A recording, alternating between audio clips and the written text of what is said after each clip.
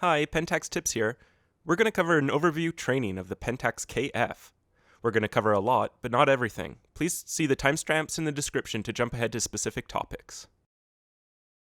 First off, the KF is a 24 megapixel, in-body image stabilized DSLR released in 2022 as Pentax entry-level APS-C camera.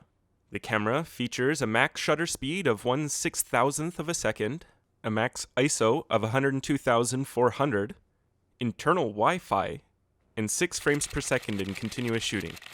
The KF is essentially a copy of the previous entry-level K70 with very minor tweaks, most which are made of a result of changes in component availability and supply chain shortages. Most noticeably, the Pentax KF articulating LCD display has a slightly higher dot resolution than used on the K70. There are also changes on the software side. The KF now has 3 new custom image modes: Sotobi, Bleach Bypass, and Cross Processing. In addition, Ricoh has included its special edition Kyushu and Katan's custom image modes, although you need specific lenses to use either of these modes. Despite being Pentax entry-level offering, this camera is equipped with weather seals around all points of water and dust ingress. This feature is usually withheld by other companies until you reach their enthusiast or pro line cameras, so it's an incredibly impressive and appreciated feature to see on this entry-level KF. Front of the camera, we have the Pentax branding up top and the KF model designation on the side.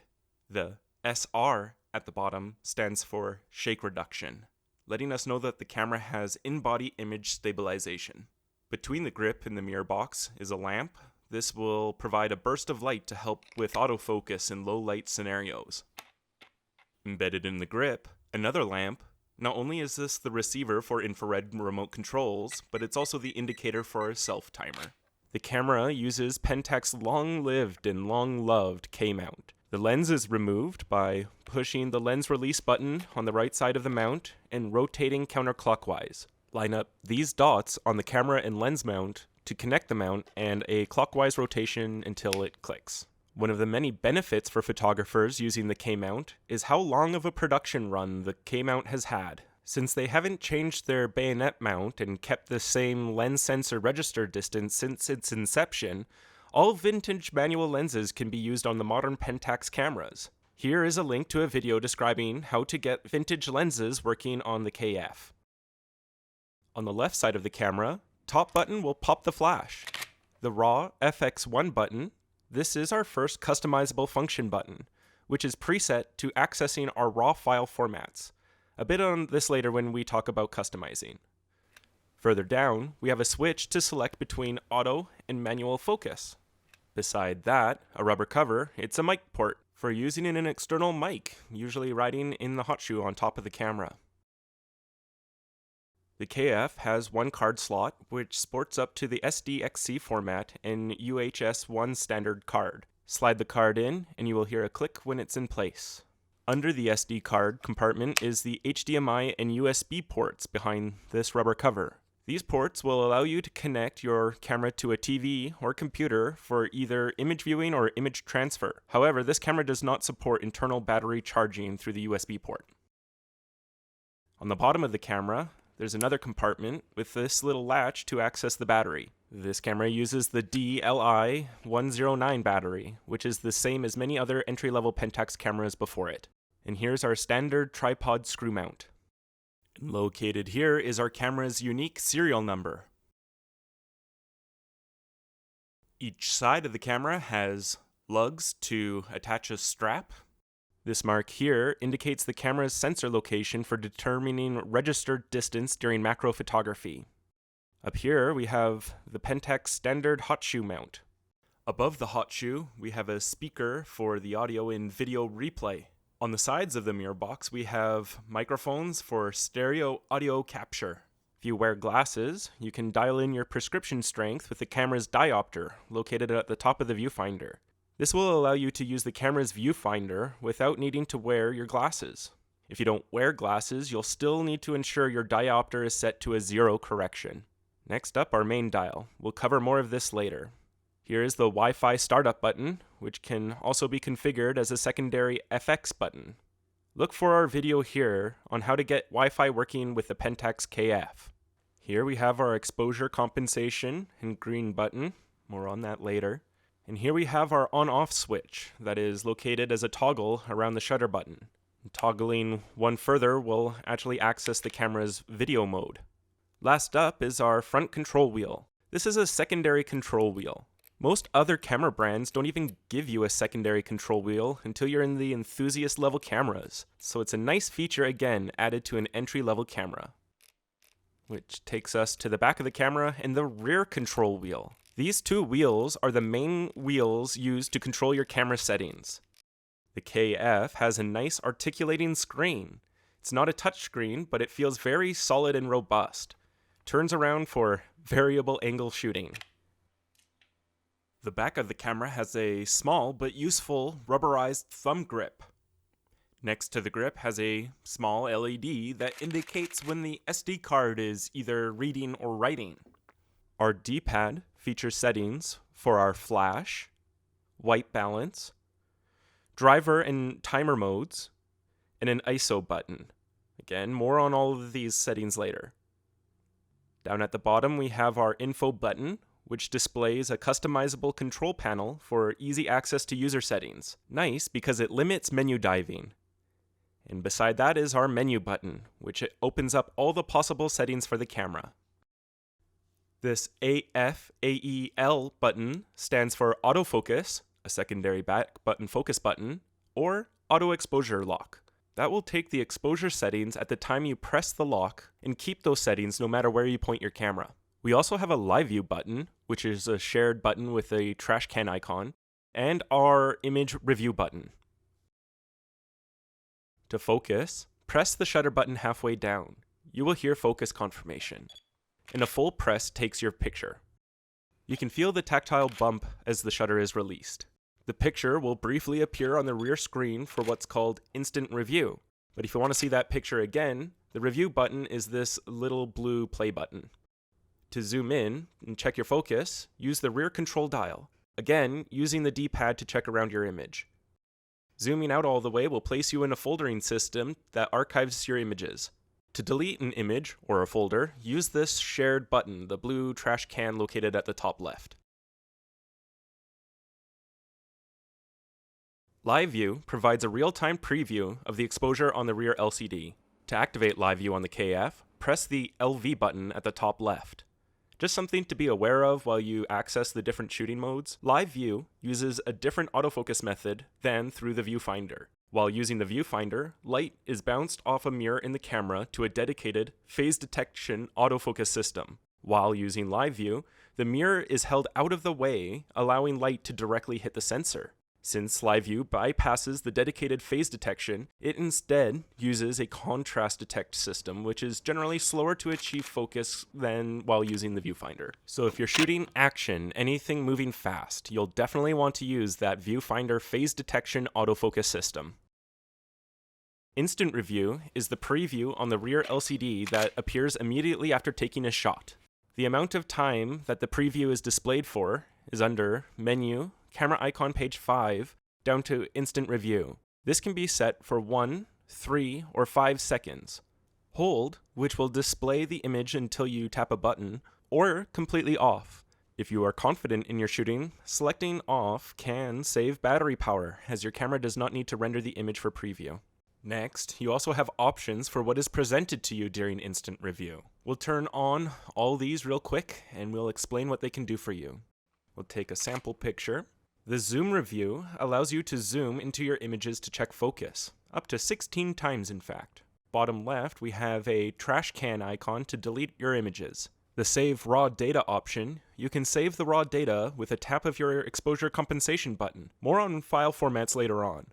Overlaid at the bottom is our histogram. The histogram is a very useful feature that will indicate the brightness of your image along the horizontal x-axis. Left is pitch black and right is perfectly white, and the amount of that brightness level is represented on the vertical y-axis. This can help a photographer know that their image is being exposed properly in the middle, and not have a bunch of clip data that would indicate an overexposed or underexposed image. In fact, if we press up on the button, we can display the RGB histograms to get a sense of what's being recorded in each color channel. I'll use this image here to display some obvious highlight alert, also known as blinkies. Upon instant review, the image will flash red on your preview, indicating that the data is clipped and that part of your image is being overexposed. To access viewing options and image data for regular image review, hit the Review button and then the Info button. Here we can cycle through presenting standard information, image metadata, a histogram display, RGB histograms, or no information displayed. Now that setting will stick, and the next time you access your image review, the information overlay preference will remain the same. Further review options are under Menu, Review Icon, Page 1. I'm actually going to cover this one from the bottom up. Under LCD display, we can specify if the image is auto-rotated if we are shooting between landscape and portrait. We have some grid overlays to help frame our images, and we also have our basic highlight alert option. And here's our playback volume when reviewing videos. Quick Zoom is a speedy little function that zooms into your image automatically by a specific factor. Saves you from cranking your wheel every time if you already know that you want to zoom right in and check your focus. We can also select to delete all images here. However, I strongly suggest to format your card instead of deleting from the card. To format your memory card or erase all of the data, go to the wrench icon number 4. This will allow you to wipe all the data off your SD card and prepare it for new photos to be captured on the card. You can also do a batch protect on all images on your SD card so that they cannot accidentally be overwritten. And last, we have a slideshow option, and I don't really use this option, but it would be used while presenting your images from your camera to a TV via the HDMI cable. Photography is all about light. Metering is how a camera measures light. We can choose different methods the camera uses to meter light.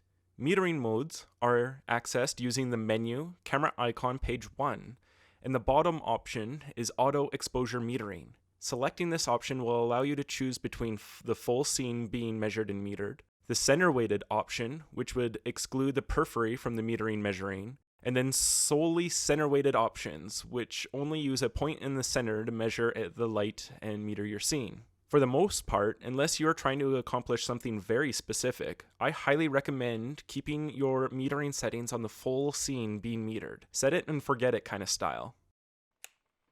Now we will cover the settings for the viewfinder, live view, and movie modes.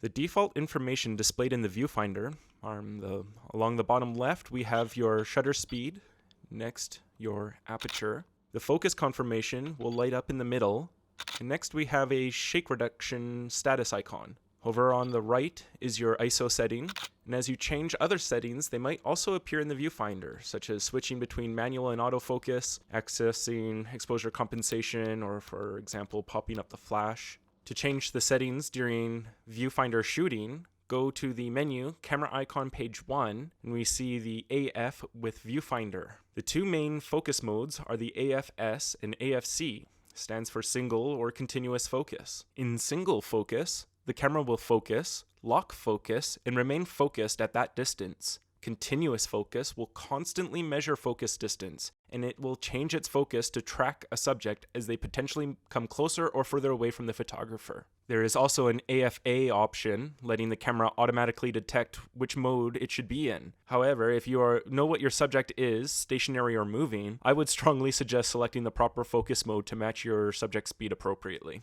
Next, we have the active area option, allowing you to select between all 11 autofocus points, 5 autofocus points, single select focus point, select extended focus points, or a sole single focus point. Now, when you're in a selected focus point mode, pressing and holding the OK button will allow you to quickly and easily select which focus point you'd like to select using the D-pad. Now, I think the defaults are fine and recommended for the next 3 settings. The AFS setting allows us to dictate the priority of the shutter release, whether the shutter will only be released when we achieve focus confirmation, or release priority, which will fire the trigger regardless of the focus status. Similarly, first frame action in AFC allows us to dictate whether we prefer focus or release priority. Our action in continuous focus allows us to dictate whether we prefer a priority for achieving focus or a preference for high frames per second shooting during continuous focus. Again, I suggest leaving all of these on default unless you're in a specialized shooting scenario.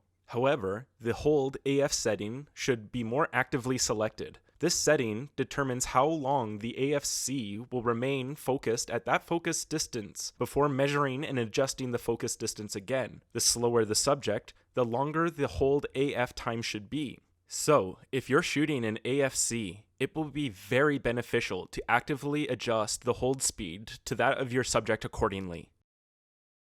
For the default information displayed in live view, starting from the top left, we see the main dial mode that we're currently in. Then our drive modes, whether we are set to shoot in a single or continuous shot. Then we have our white balance, currently set to an auto white balance. Then we have a little image displaying our preset JPEG corrections. This one looks to be set to the bright defaults.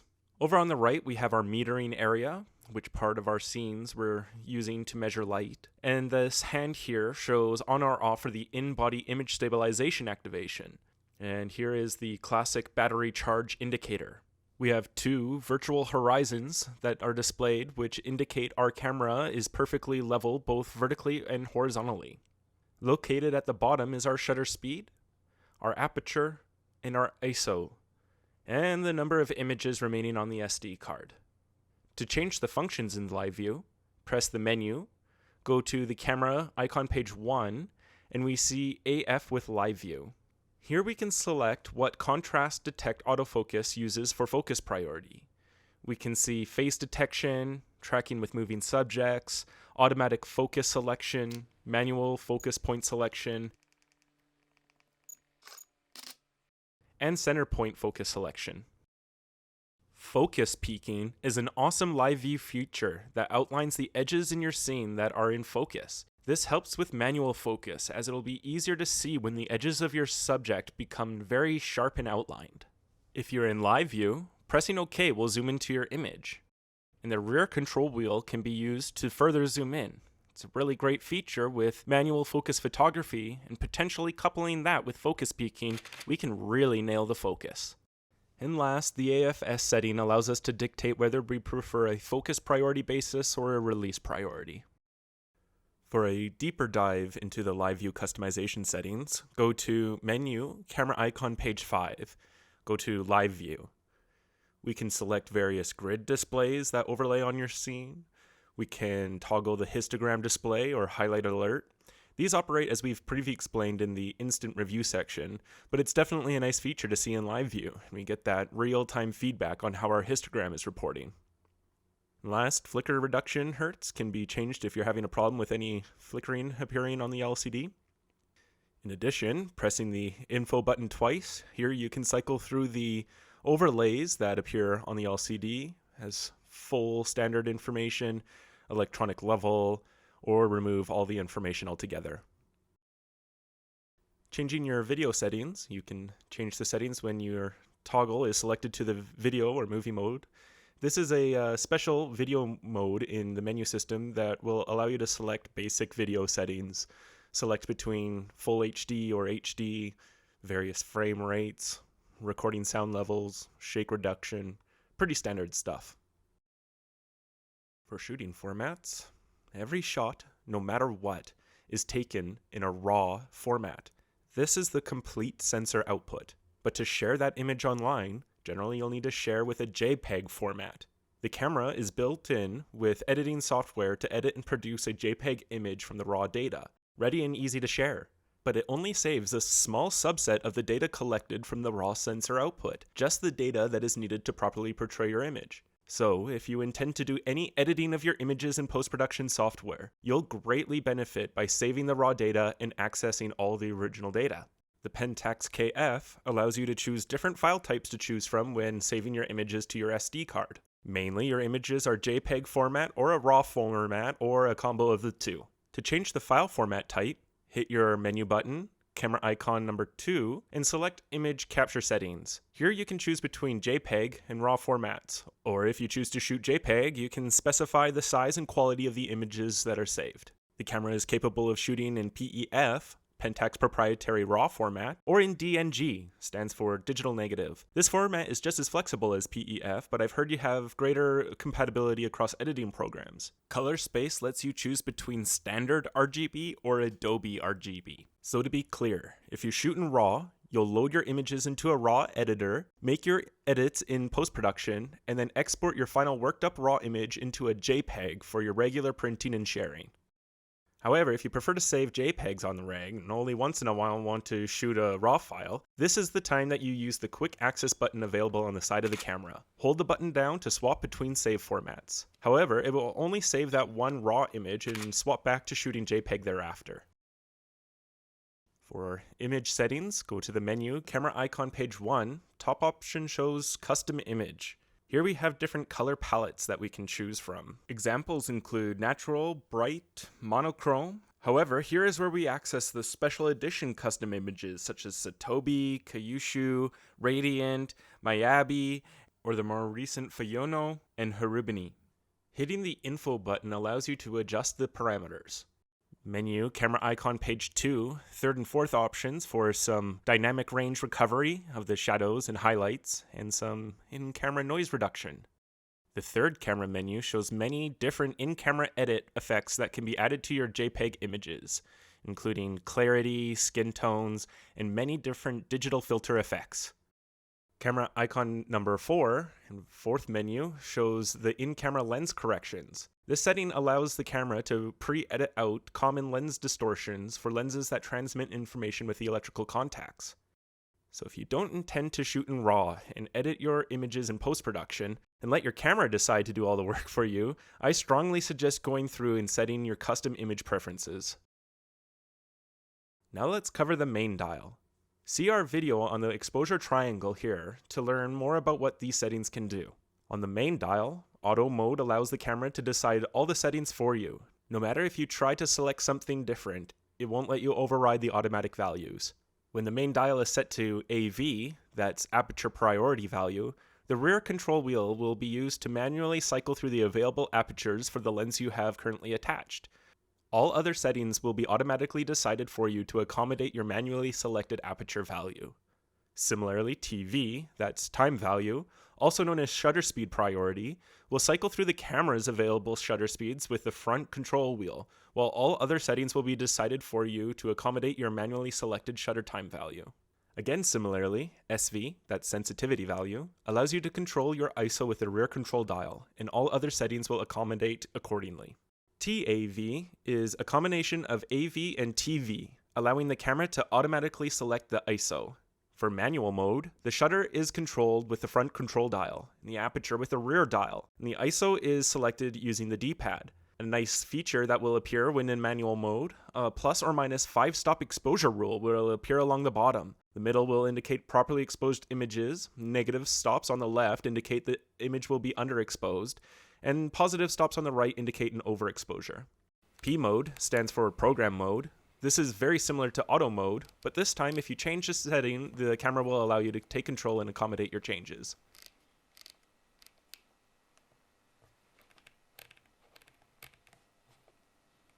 Bulb mode will keep the shutter open for however long you have the shutter pressed down. This is used for long exposures that require lots of light, longer than the camera's preset longest speed of 30 seconds. SCN stands for scene. This is an extension of auto mode, where the camera has predefined settings that may be useful for a photographer who prefers using auto mode, but wants to inform the camera which scene it's shooting to allow the camera to automatically decide the best settings possible. The camera also has 3 user settings preset on the dial. This will allow a user to configure their preferred preset settings in any fashion and save them to one of these locations on the main dial. You can find those settings in the menu under camera icon page 5, Save User Modes. In any mode, the exposure compensation can be changed. The exposure compensation will offset the automatically measured exposure to either darken or brighten your image by a user-defined amount of stops. If you find your automatic settings are producing overexposed images, you can dial in some negative exposure compensation to get the images to exactly where you want them. The green button can be viewed as a reset button. It takes any settings that you might have entered and defaults them back to the automatic recommended settings. For example, resetting exposure compensation back to 0 instantly, or when in manual mode and you want to jump back to a regular good exposure in an instant. In addition to being a customizable button, the green button is also used for achieving automatic exposure while using manual lenses. See the link here to get manual vintage lenses without electrical contacts working on the KF. For the directional pad, also known as the D-pad, first, the left button accesses the flash settings. Basic auto flash, and we can dial in for greater or lesser flash power. We have flash with red eye reduction, which pre-flashes to allow the human eye to adjust and not appear red in photos. Then we have trailing curtain sync for some artistic flash shots that still show some motion. And the full manual flash discharge, selectable down to 128th power. Again, that green button resets up to the full power. The down button accesses our white balance. Our eyes and brain automatically compensate for the effects different light sources have on the color of a subject. But our cameras need to be told how to adjust to make colors look normal under different light sources. Auto white balance usually gets it right, but under certain circumstances, informing the camera what light it's shooting under may yield better color results. So we also have multi-area auto white balance, daylight, shade, cloudy, fluorescent, tungsten, CTE, manual white balance, and also color temperatures. If you indicate what type of light we are shooting under, the camera can automatically fix the colors for you. For the right button on the D-pad, displays our drive modes and self-timer. We can select between single shot, continuous shot, high speed or low speed, a self-timer for 12 seconds when the photographer wants to run around and be part of the image, or 2 seconds to eliminate camera shake when pressing the shutter. For a timer, you can also select the high and low speeds and with continuous shot.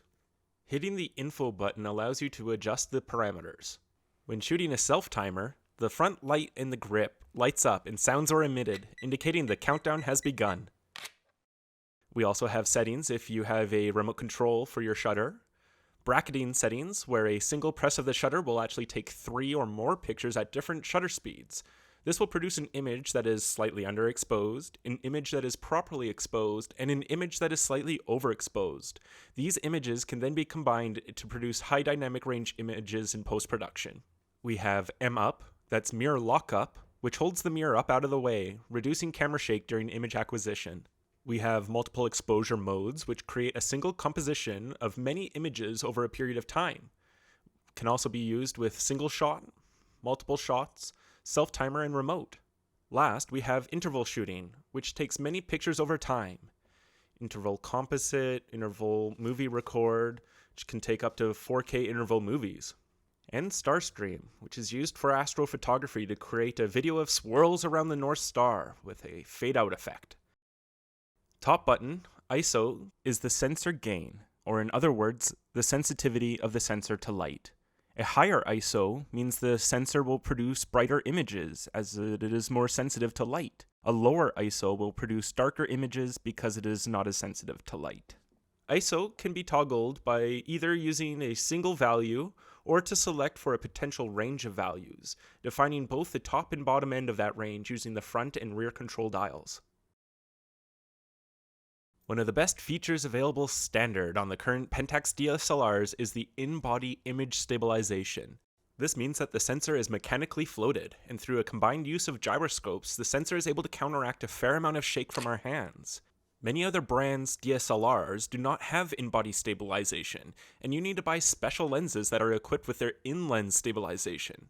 Having a sensor stabilized means that every and all lenses mounted onto the Pentax cameras are able to be stabilized, which means even the vintage manual lenses are now stabilized. However, as with all image stabilization, there is minute image quality compromise while using stabilization. To deactivate the stabilization, go to menu, camera icon page 4, down to shake reduction, and you can turn that off. There's a nice touch really when entering timer options. The shake reduction is automatically turned off, since presumably the camera is being mounted on a tripod and no handheld shake should be occurring.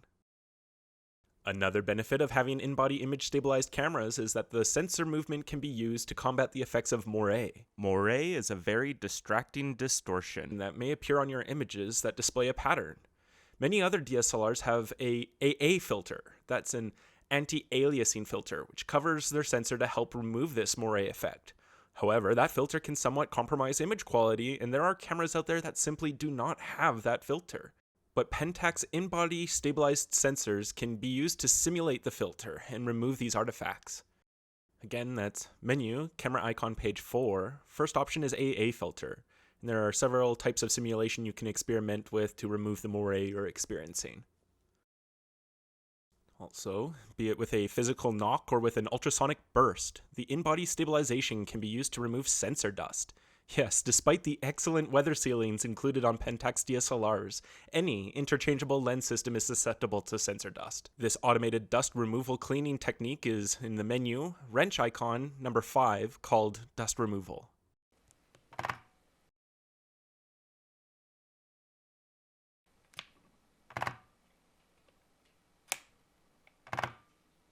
If there happens to be a very stubborn piece of dust that needs a bit more force to remove, you can select sensor cleaning options. Make sure to have enough battery power charged in order to facilitate the operation. You can go down to sensor cleaning, and the mirror will be held out of the way, exposing the sensor, and allowing you to use a rocket-style blower to remove those dust particles. Remember, never use compressed air. Only use a rocket blower, and when absolutely necessary, a dedicated cleaning kit. Again, leveraging that in-body stabilization, you can select horizon corrections. It's in the menu, camera icon page 4, and this will balance the sensor horizontally and help correct the visual horizon and make sure that it is level as possible. It's always distracting having a non-leveled horizon, and this feature can help get the best shots possible in camera. PixelShift. Yet another benefit of the in-body stabilization and a very powerful feature of Pentax cameras. PixelShift is used to make hyper-resolution images. PixelShift options can be found in the menu, camera icon page 3. First off, ensure your camera is mounted on a tripod and that you're taking shots of a scene without too much movement in it. How it goes is you take a picture and 4 shots are actually taken. The original shot, then the sensor moves exactly 1 pixel up, 1 pixel over, and 1 pixel down. And these shots can then be combined in post-production to acquire extreme resolution and highly color-corrected images.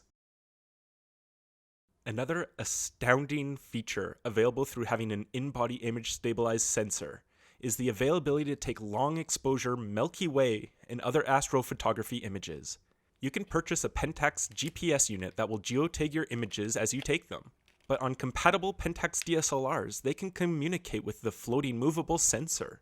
The GPS will pick up your geolocation and will provide information to rotate the sensor relative to the star's movement above you. Rotating the sensor in coordination with the stars allows you to soak up as much light as possible while still creating pinpoint stars, that is, without star trails. First, for calibrations and settings of the regular GPS unit, go to the menu, wrench icon page 3, down to GPS eCompass. Here we can sync our time to GPS satellites and also complete calibrations. This involves rotating the camera on each of the 3 axes until the camera reads complete. You will see a little icon at the top indicating red for no satellite signal, yellow for enough signal to acquire 2D positioning, and a green icon when 3D positioning is acquired. Astrotracer settings are found in the menu, camera icon page 3, down to Astrotracer. Here you'll be able to turn the feature on and perform calibrations. And yet another tip for when you're out there shooting nighttime shots, menu, wrench icon page 2, we have outdoor viewing settings, which will darken or brighten your LCD, and we have night vision LCD display options which will redshift all colors. Red is easier on our eyes and lets them stay more adjusted to seeing in the dark.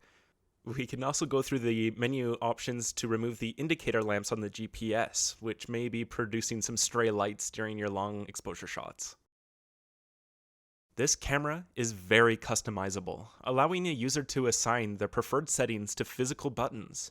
Hit the menu button, camera icon page 5, down to button customization. We have the FX1 and FX2 that we can assign to any of our preferences. For instance, you can reassign the raw button to be anything that you want.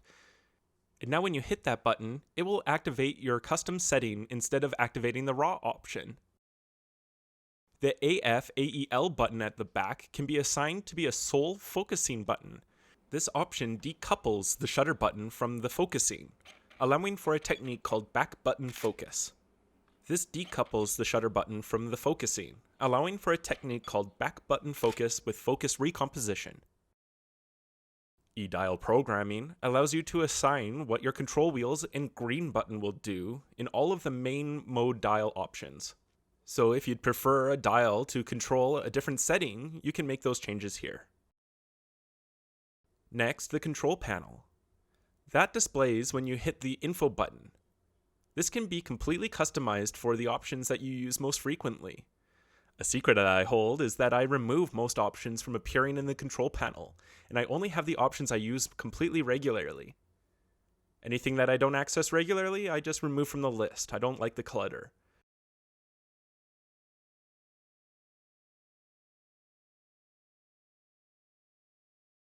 Some photographers prefer to solely use visual confirmation lights rather than a sound indication of confirmation. If you'd like to turn the sound effects off, let's go to the menu, wrench icon number 1.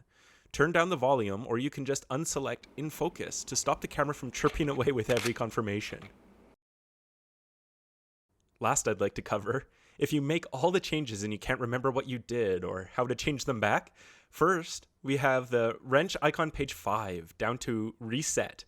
This will put all the camera settings back to the default bog standards. But it will, however, retain customized user settings. If you want to delete those custom settings, go over to the custom icon page 4, down to the bottom option, reset custom functions. Boom, back to standard settings. Thank you for joining us on this overview training of the KF. And if you like this content and you want to see more like it, please like and subscribe. Thanks.